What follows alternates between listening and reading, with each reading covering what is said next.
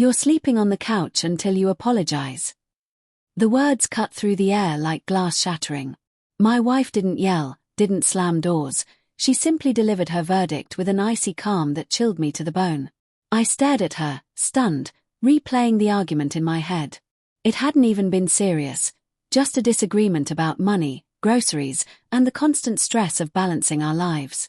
But now here I was, clutching a pillow under my arm, banished to the living room like a misbehaving child. I told myself it was temporary. That tomorrow, we'd laugh about it, kiss, and move on. But as I lay on the couch, the house heavy with silence, something in my chest twisted with unease. This wasn't the first time she'd frozen me out, but tonight felt different. Colder. Final. I drifted in and out of restless sleep, waking to the sound of her moving upstairs. Drawers opening, closet doors sliding. I told myself she was just getting comfortable. But then I heard the soft click of heels on hardwood. My pulse quickened. I sat up just as the front door opened. A shaft of cold night air crept inside, carrying the faint trace of her perfume. She didn't say a word. Didn't even glance at me. Just walked out, heels clicking against the driveway until the sound was swallowed by the night. I froze, pillow clutched tight against me. My mind scrambled for excuses. Maybe she needed air. Maybe she was going to a friend's. Maybe. But then my phone buzzed. A text, from a friend of mine who worked near the downtown bar district. You okay? Just saw Emily walk into Blue Orchid. She's with, I think, her boss. The blood drained from my face. My stomach clenched like a fist. Her boss. The man she always defended when I joked about how much time they spent together. The man she said respected her talent. The man whose name had begun to crawl under my skin like a parasite, though I'd never admitted it out loud.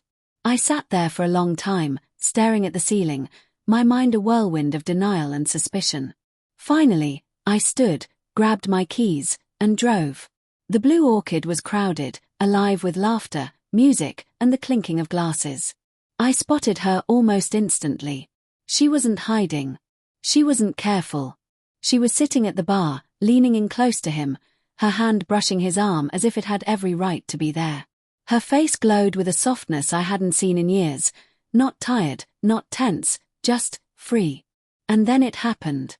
She laughed. That laugh. The one she used to give me when we were young, when the world felt like it belonged to us. Hearing it spill from her lips now, for him, gutted me. I wanted to storm over, shout, demand answers. But instead, I found myself sinking into a shadowed booth at the back of the bar. My hands shook as I pulled out my phone and stared at her last text from earlier in the evening. You need to grow up, Daniel. Think about what you've done. What I'd done. I sat there for over an hour, watching, every moment carving into me deeper than the last. The way she tilted her head when he whispered in her ear. The way her fingers toyed with the stem of her glass. The way she didn't look over her shoulder once, as if I no longer existed. Memories crashed through me, our wedding day, her voice trembling with vows. The birth of our daughter, her hand gripping mine, tears streaming down her face. The long nights when money was tight, when we swore we'd get through it together. Had all of it been a lie? Or had it simply faded? Finally, I couldn't take it anymore. I left before she could see me, before I shattered completely in front of strangers. I drove home in silence, the steering wheel slick beneath my palms. When she came back hours later, I was still awake, sitting in the dark living room. She froze when she saw me, surprise flickering across her face before she masked it with practiced calm. You're still up, she said softly, setting her purse down. Where were you? My voice came out low, controlled, though my chest burned. She hesitated, then shrugged lightly. Out with friends. I laughed, the sound bitter, sharp. Friends? That what you call him? Her face stiffened. For a second, something flickered in her eyes. Fear, guilt, maybe even shame. But then her chin lifted, and her voice turned cold. You've been pushing me away for years, Daniel. Maybe I just needed someone who actually listens. Someone who sees me. The words hit harder than any confession could. Because buried beneath them was the truth, she didn't even regret it. Then why stay? I asked, my voice cracking. Why keep me here, in this house, on this couch, while you go out and... Because I wanted you to fight for me, she snapped, her eyes glistening. But you never did. You never noticed. And now it's too late. We stood there in the silence, years of love, anger, and betrayal pressing down on us like a storm about to break. My heart begged me to scream, to beg, to find some way to pull her back. But my pride, my pain, told me the truth I could no longer deny. I picked up the pillow from the couch and held it out to her. Here, I said quietly. You'll need this more than me tonight.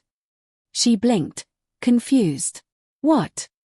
I forced myself to meet her eyes, though my chest ached like it was splitting in two. You're the one who should be sleeping out here now. Because as of tonight, you're not my wife anymore. You're just someone who broke me. Her lips parted, as if to speak, but no words came. She just stood there, pillow clutched to her chest, as I turned and walked upstairs. For the first time in years, I slept alone in our bed.